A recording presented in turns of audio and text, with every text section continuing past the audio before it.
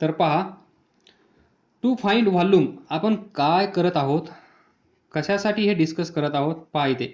Total number of molecules या सिलेंडरमध्ये किती आहेत हे जर मला माहीत असेल तर हा मॉलिक्यूल किती मॉलिक्यूल सोबत कोलाइड होणार आहे, कोलिजन होणार आहे हे मला सांगता येईल. म्हणून मी काय करत आहे, एन आपल्याला माहित आहे, V volume of this cylinder, imaginary cylinder, त्याच्यासाठी आपण हे सर्व करत आहोत.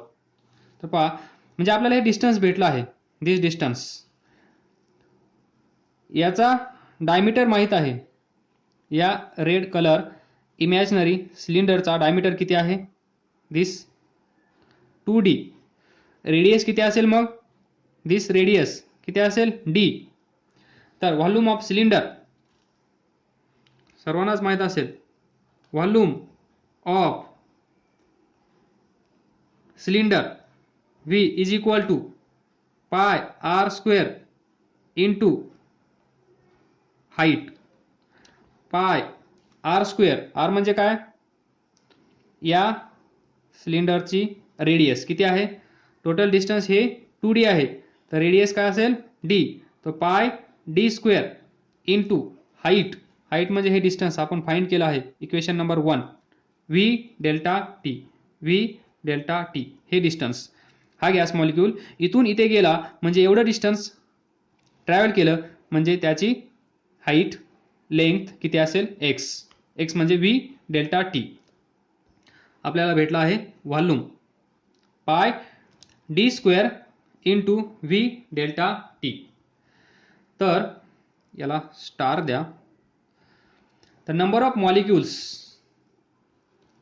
इथून, तर number of molecules that is n is equal to किती असेल, pi d square v delta t into n. येते का पहा, ही व्हॅल्यू या इक्वेशनमध्ये ठेवा, पाय d square into v delta t इथे ठेवली, पाय d square v delta t into n.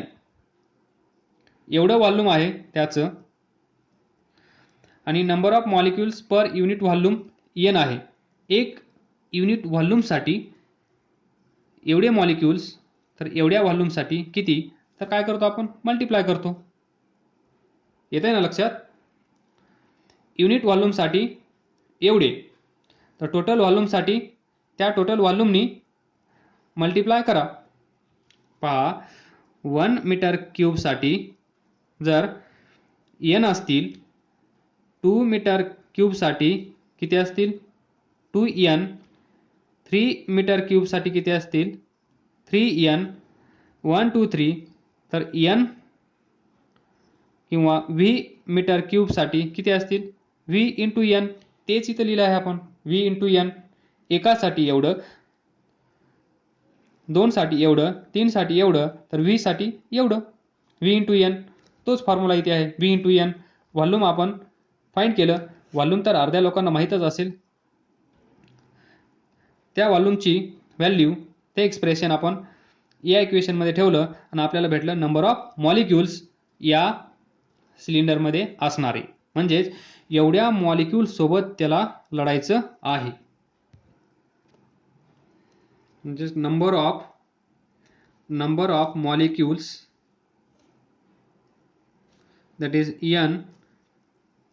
n is equal to किती आले, pi d square v delta t into n.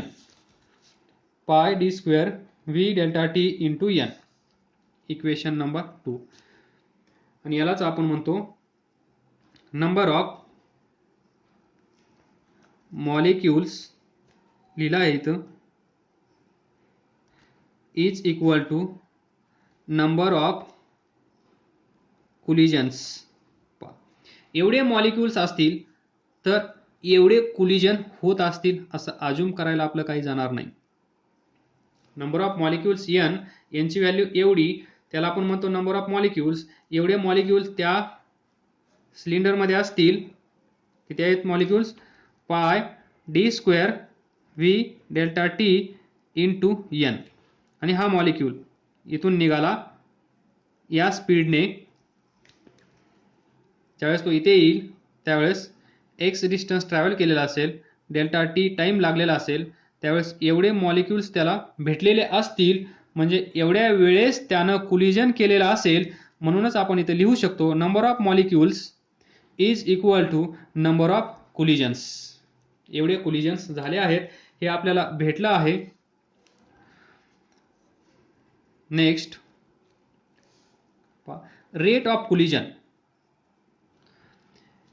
Delta T टायमामध्ये एवढे कोलिजन झाले आहेत, तर per second per unit time किती कोलिजन होत असतील हे आपण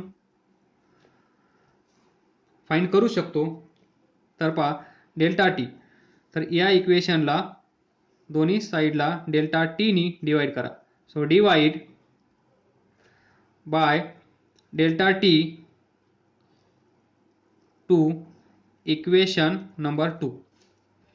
n by delta t is equal to pi d square v delta t into n divided by delta t. Delta t cancel, pi d square v n. So n delta t. Equation number 3. याला आपण म्हणतो rate of collision. Rate of collision simple आहे. हा gas molecule इथून निघाला आहे, इथे पोहोचला आहे. म्हणजे इथून निघाल्यानंतर इथे पोहोचल्यावर एवढे कोलिजन झाले असतील, तर त्याला टाइम किती लागला आहे डेल्टा टी. एवढ्या वेळेमध्ये एवढे कोलिजन झाले आहेत, तर एका सेकंदामध्ये एका युनिट टाइम मध्ये किती कोलिजन झाले असतील. Simply divide by total time. तर समजा 10 कोलिजन झाले असतील 5 सेकंदामध्ये, 10 कोलिजन 5 सेकंदामध्ये, तर एका सेकंदामध्ये किती कोलिजन असतील. पहा तिरकस गुणाकार 10 into 1 is equal to 5x, तर x is equal to 2. हेच लॉजिक इथं आपण यूज केलं आहे. That is rate of collision. म्हणजे एका सेकंदामध्ये 2 कोलिजन होत आहेत. एका सेकंदामध्ये 2, दुसऱ्या सेकंदामध्ये 2, नंतर 2, नंतर 2, नंतर 2, किती झाले बा 1 2 3 4 5. 5 सेकंद कोलिजन, 5 2 10. 5 सेकंदामध्ये 10 कोलिजन. हेच लॉजिक आपण इथे यूज केलं आहे. घाबरू नका, वेगळं काही नाहीये. पर युनिट टाइम, पर unit volume, per unit length, per unit area हे फाइंड करण्यामध्ये तुम्ही मास्टर आहातच तसं. तर पहा रेट ऑफ कोलिजन पण आपल्याला भेटला आहे आणि तो आला आहे, व्यवस्थित लिहूया, n pi d square into v, where n is number of molecules. पहा n is what, number of molecules per unit volume. pi तर तुम्हाला माहित आहे, d is diameter of this gas molecule, जो लढणार आहे हा डायमीटर. v याचा स्पीड, स्पीड आहे हा, not volume, not volume, this is speed. आता आपण फायनल स्टेज मध्ये आहोत, व्यवस्थित लक्ष द्या. मी ती डायग्राम परत रीड्रॉ करत आहे, कारण हा पॉइंट नाही कळला तर हे लेक्चर फेल. पहा हा मॉलिक्यूल इथे आहे, त्याचा स्पीड v आहे, याचा डायमीटर d आहे. त्याला इथून इथे जाण्यासाठी डेल्टा टी टाइम लागला आहे. त्यानं x डिस्टन्स कव्हर केला आहे आणि x इज इक्वल टू काय असेल, v into delta T. x is equal to v delta T. एवढं डिस्टन्स त्यानं कव्हर केलं आहे. तर पहा मग याच्यामध्ये नंबर ऑफ मॉलिक्यूल्स किती आहेत, pi D square V delta T into N. इथून पुढे सोडवण्याच्या 2 मेथड आहेत, त्यापैकी एक सोपी मेथड सांगत आहे, दुसरी आहे ती लॉजिकल आहे, तिला विचार करावा लागतो खूप. ही गोष्ट तुम्हाला माहीत आहे, हे लॉजिक, त्यामुळे या लॉजिकचा आपण यूज करत आहोत. अदरवाईज दुसरी लंबी मेथड पण आहे. काय सांगितलं, हा मॉलिक्यूल इथून निघाला, इथे पोहोचला, एवढं डिस्टन्स ट्रॅव्हल केलं, त्यावेळेस त्याचा स्पीड आहे v, ते डिस्टन्स कव्हर करण्यासाठी वेळ लागला डेल्टा टी, आणि हा जो सिलेंडर आहे या सिलेंडरमध्ये एवढे मॉलिक्यूल्स आहेत. मॉलिक्यूल्स व्हॉट इज, लक्ष द्या, what is mean free path? It is average distance between collision. Mean free path काय आहे? भरपूर सारे, हा मॉलिक्यूल इथे जाईल, लढेल, इथे जाईल, लढेल, इथे जाईल, लढेल, त्यानंतर इथे येईल, लढेल, त्यानंतर इथे जाईल, लढेल, त्यानंतर इथे जाईल, लढेल. तर हे lambda 1, lambda 2, lambda 3, lambda 4, lambda 5, lambda 6 आणि शेवटचं लॅम्बडा n. या सर्वांची sum divided by total number of collisions. तर पहा, म्हणजे इथे पहा, एवढे मॉलिक्यूल्स आहेत तर एवढे कोलिजन होणार आहेत, हे तुम्हाला चांगलं समजत असेल. कारण हा मध्ये आल्यानंतर एवढे सोल्जर्स इथे उभा असतील, याला जर इथे पोहोचायचं असेल तर याला काय करावं लागेल, एवढे सोल्जर्स सर्व खतम केल्याशिवाय त्याला इथे पोहोचता येणार नाही. म्हणजेच एवढे कोलिजन्स त्याला करावे लागतील. म्हणजेच असं लिहू का आता, हे डिस्टन्स आहे एवढं v delta T for distance v delta T for distance v delta T, एवढं डिस्टन्स ट्रॅव्हल एवढे मॉलिक्यूल्स करत आहेत. Pi D square v delta T into n. For distance v delta T किती मॉलिक्यूल्स आहेत? Pi D square v delta T n. अलग लक्षात पहा, एवढे मॉलिक्यूल्स एवढं डिस्टन्स, एवढे मॉलिक्यूल्स एवढं डिस्टन्स, एवढं डिस्टन्स ट्रॅव्हल करेल. फॉर हा जो गॅस मॉलिक्यूल आहे, हा गॅस मॉलिक्यूल जेव्हा एवढं डिस्टन्स ट्रॅव्हल करेल तेव्हा एवढे कोलिजन करत आहे. येत आहे का लक्षात? कोलिजन पहा, एवढ्या डिस्टन्ससाठी एवढे collision. Simple, v delta T distance साठी pi D square v delta T into n एवढे कोलिजन्स. आता समजलं असेल.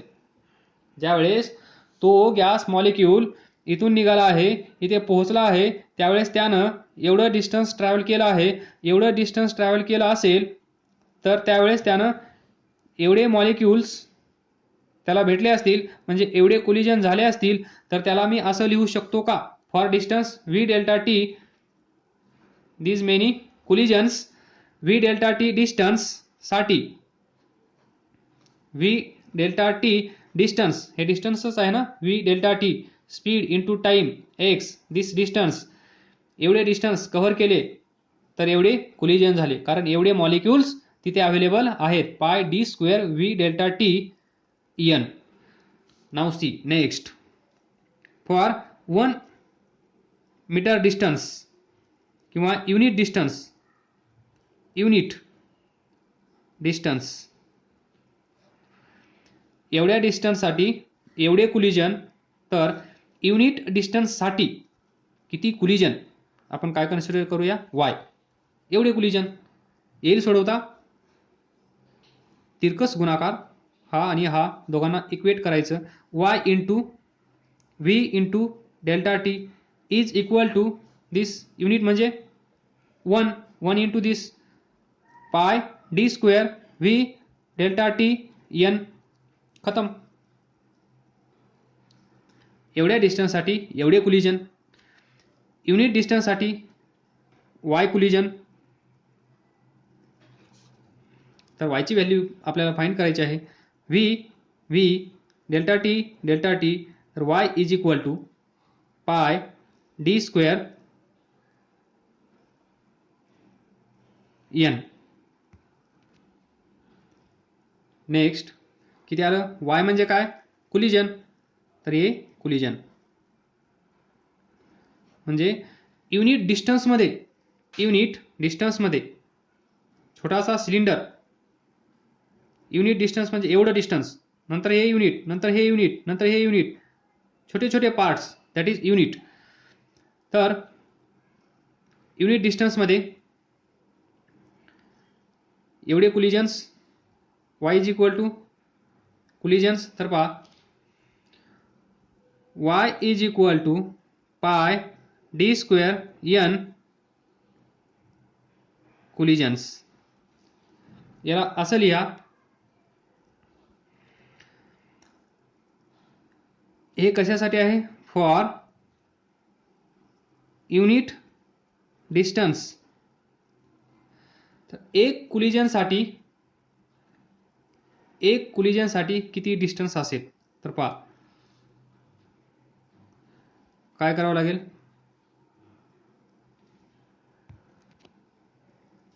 पहा फॉर युनिट डिस्टन्स किती कोलिजन आले आहेत? Pi D square n collision. काय फाइंड केलं आहे आपण? युनिट डिस्टन्ससाठी किती कोलिजन, युनिट डिस्टन्ससाठी किती कोलिजन आले आहेत? एवढे pi D square n collisions unit डिस्टन्ससाठी. तर एक कोलिजन साठी किती डिस्टन्स असेल? पहा एक कोलिजन, यालाच असं उलट लिहा, पाय डी स्क्वेअर n कोलिजन साठी, pi D square n collision साठी युनिट डिस्टन्स म्हणजे युनिट डिस्टन्स मध्ये एवढे कोलिजन. तर पहा एक कोलिजन फॉर वन कोलिजन काय असेल? Divide both sides by pi D square n. काय येईल? या साईडला आपण पाय डी स्क्वेअर n नी डिवाइड करा, पाय डी स्क्वेअर n. या साईडला आपण पाय डी स्क्वेअर n नी डिवाइड करा. तर काय येईल इकडे? Pi D square n cancel, असेल one collision is equal to 1 by pi D square n distance. पहा एका कोलिजनसाठी पहिलं कोलिजन निघाला, पहिला मॉलिक्यूल भेटला, लढला, जिंकला, किती डिस्टन्स ट्रॅव्हल केलं त्याने? 1/, पाय डी स्क्वेअर n. म्हणजे डिस्टन्स वन कोलिजन म्हणजे हा मॉलिक्यूल इथे आला, भेटला, कोलिजन झालं, दिस डिस्टन्स, एकच कोलिजन पहिलं. This is average distance between successive collisions. तर याला आपण काय म्हणू शकतो? Mean free path. पहा एका कोलिजन मधलं डिस्टन्स आपल्याला भेटला आहे. या सिलेंडर मध्ये किती कोलिजन झाले आहेत? तर एवढे pi D square V delta T n एवढे कोलिजन झाले आहेत. कारण एवढे मॉलिक्युल्स अवेलेबल आहेत म्हणजे एवढे कोलिजन इथे झाले आहेत. जर एवढे कोलिजन झाले असतील तर आपल्याला काय करावं लागेल? पहा इथे डायग्राम काढले आहे. एवढे कोलिजन्स म्हणजे हे पहा, इथे आला, लढला, इथे आला, लढला, इथे आला, लढला, इथे आला, लढला, इथे आला, लढला, इथे आला, लढला, म्हणजे एवढे कोलिजन्स झाले. तर याचा ॲव्हरेज घ्यायचं म्हणजेच मीन फाइंड करायचा. तेच आपण करत आहोत, वेगळं काहीच करत नव्हतं. एवढं कोलिजन झालं आहे, 10 कोलिजन, 20 कोलिजन, 20 करोड जे काय असतील तेवढे कोलिजन इथे झाले आहेत. त्याचा आपण फक्त मीन काढत आहोत. काय काढत आहोत? मीन. म्हणजेच टोटल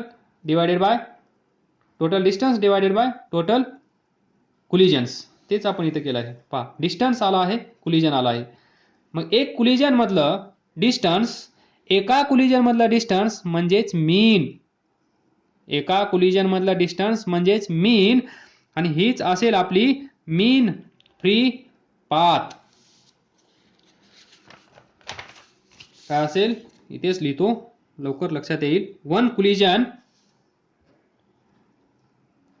1/, पाय डी स्क्वेअर n डिस्टन्स म्हणजेच एक कोलिजन पहिला, त्यालाच आपण म्हणतो मीन free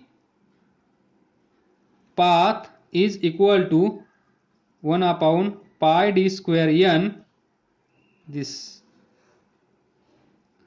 and mean free path is given by lambda. So lambda is equal to 1 upon pi d square n, where n is number of molecules per unit volume, d is diameter of gas molecule, pi सर्वांनाच माहीत आहे.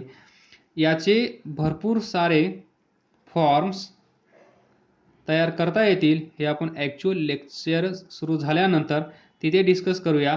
Basic idea तुम्हाला आली असेल. इथून पुढचं सोपं आहे.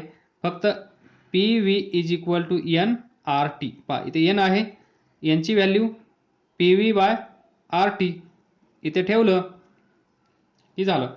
अशा प्रकारे भरपूर सारे फॉर्म्स आहेत. जर वेळ भेटला त्याची पण व्हिडिओ काढून टाकेन, नो प्रॉब्लेम. पण एक बेसिक आपलं कंप्लीट झालं आहे. Mean free path pi D square N. तर पहा याच्यामध्ये भरपूर सारे अजम्पशन्स आहेत. हे अजम्पशन कन्सिडर करून ही मीन फ्री पाथ आपल्याला भेटली आहे. तर ॲक्युरेट ते डेरिव्हेशन नाही आहे आपल्या सिलेबसमध्ये, किंवा ते खूप खूप हायर लेवलचं आहे, BSc वगैरे. तर मीन फ्री पाथ ॲक्युरेट ती आहे √2 पाय डी स्क्वेअर एन. आपण फाईंड केली आहे पाय डी स्क्वेअर एन. ती ॲक्च्युअली आहे इथे फक्त √2 ॲड होईल. आपल्या डेरिव्हेशनमध्ये कुठेही √2 आला नाही आहे, कारण आपण अजम्पशन्स कन्सिडर केलेले आहेत बहुत सारे. पाठीमागच्या लेक्चरमध्ये तुम्ही पाहिले असतील, त्यानुसार हे डेरिव्हेशन आलं आहे. पण ॲक्च्युअली जर फाईंड करायला बसलो किती वेळ लागेल माहीत नाही, पण ही व्हॅल्यू येईल. दॅट इज तुम्हाला पाठ करायची आहे, ही डिराइव्ह ही करायची आहे, आणि इथे लिहायचं आहे we have considered so many assumptions, आणि त्यानुसार पुढे लिहायचं आहे mean free path is given by this relation. फक्त इथे ॲड काय करायचं तुम्हाला 1/√2. वेगळं काही नाही करायचं, 1/√2. तर पहा हा मॉलिक्यूल इथून निघाला, त्यानंतर इथे गेला, त्यानंतर इथे आला, त्यानंतर इथे गेला, त्यानंतर इथे आला, त्यानंतर इकडे गेला, त्यानंतर इथे गेला, त्यानंतर इथे आहे. पहा इथे आला, त्यानंतर इथे, त्यानंतर इथे, त्यानंतर इथे, त्यानंतर इथे, त्यानंतर इथे, त्यानंतर इथे, त्यानंतर इथे. तर पहा पहिलं डिस्टन्स λ1, त्यानंतर हे दुसरं λ2, त्यानंतर हे तिसरं λ3, त्यानंतर हे λ4, त्यानंतर हे λ5, त्यानंतर हे λ6, त्यानंतर हे λ7, त्यानंतर हे λ8. तर पहा mean free path, mean free path lambda is equal to λ1 plus λ2 plus λ3 λ4 plus λ5 plus λ6 plus λ7 plus λ8 divided by collision 1 2 3 4 5 6 7, इथे नसेल 7, दॅट इज n. म्हणजेच याला आपण प्लस प्लस शेवटचा डिवाइडेड बाय n अशा प्रकारे आपण फाइंड करतो mean free path. and what is free path? this molecule, this is free path. no disturbance from home to school. Safe पोहोचलं म्हणजे free path, otherwise this is not free path. Next we know that we know that K is equal to R by N, where R is universal gas constant and N is molecules, that is number of molecules in 1 mole. एका मोलमध्ये किती molecules असतात? तर पहा, थोडीशी concept समजून घ्या. We know that K is equal to R by N, where K is Boltzmann constant and it is 1.38 into 10 raised to minus 23 joule per kelvin. तर याच्यामध्ये K म्हणजे कॉन्स्टंट आहे, Boltzmann constant, R universal gas constant हे तुम्हाला माहित आहे, N म्हणजे अहो गॅड्रो नंबर आणि तो किती असतो? 6.02 इंटू 10 रेज टू 23. तर पहा, मोल कन्सेप्ट. 1 मोल म्हणजे काय? तर मला सांगा 1 डझन म्हणजे काय? 1 डझन म्हणजे काय? 1 डझन म्हणजे 12 थिंग्स, हे माहिती आहे सर्वांना. 1 डझन म्हणजे 12 थिंग्स. तर त्याचप्रमाणे 1 मोल म्हणजे 6.02 इंटू 10 रेज टू 23 थिंग्स, म्हणजेच 6.02 इंटू 10 रेज टू 23 मॉलिक्युल्स. एका डझनमध्ये 12 थिंग्स म्हणजे एका डझनमध्ये स्मॉलेस्ट पार्टिकल काय झाला? एक क्वांटिटी. अशा क्वांटिटी किती आहेत? 12 थिंग्स. म्हणजे गॅसमध्ये स्मॉलेस्ट पार्टिकल म्हणजे काय असतो? मॉलिक्यूल. तर 1 mole like 1 dozen is equal to 6.02 into 10 raise to 23 things. Read करता येणार नाहीत एवढ्या थिंग्स, त्यालाच आपण म्हणतो मॉलिक्युल्स. तर ही आहे कन्सेप्ट. तर इथे पहा, K ची value, K is equal to R ची व्हॅल्यू किती आहे? 8.314 डिवायडेड बाय याची व्हॅल्यू किती आहे? 6.02 इंटू 10 रेज टू 23 आणि हे सोडवल्यानंतर येतं 1.38 into 10 raise to minus 23 joule per kelvin, हे कॉन्स्टंट. तर पहा, K is equal to R by N. R म्हणजे युनिव्हर्सल गॅस कॉन्स्टंट, हे तुम्हाला सर्वांना माहित आहे, 8.314. N म्हणजेच Avogadro's number, that is this 8.314 divided by this Avogadro's number, ते Avogadro's आहे. तर या दोघांचा भागाकार केल्यानंतर तुम्हाला भेटेल 1.38 into 10 raise to minus 23 joule per kelvin, that is Boltzmann constant. तर याचा वापर आपण करूया थोडासा. इथे लक्षात ठेवा, we know that PV is equal to nRT, where N is mole. लक्षात ठेवा, where N is mole, not molecules. N is a mole, not molecules. Then PV is equal to N. पहा, इथून पहा, PV is equal to N T R. From this, what is R? R is equal to N K. N K तर पहा N small N capital N T K.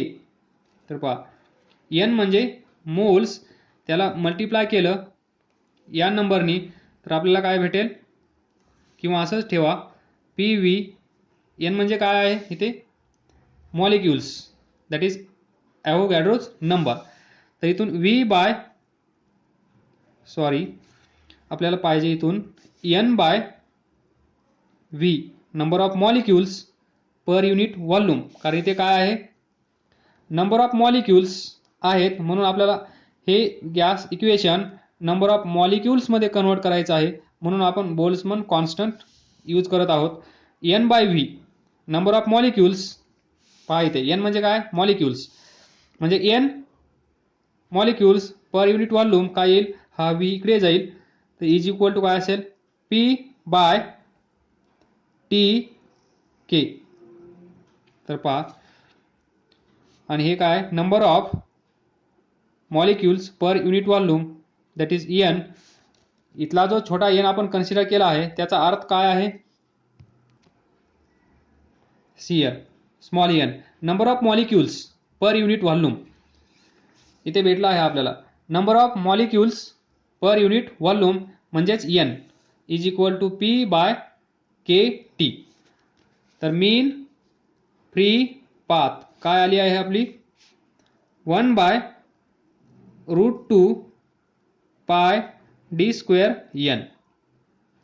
तर ही एनची value इथे ठेवा 1 by √2 pi D square एनची value this P by K T. P by K T तर काय येईल हे 1 by √2 pi D square K T वर जाईल डिवायडेड बाय पी असेल 1 by √2 pi D square P न्यूमरेटरला के टी. हा एक आहे फॉर्म. समजला असेल चांगली गोष्ट, नसला समजला तर आपण क्लासमध्ये पाहूया. तोपर्यंत ट्राय डोंट क्राय.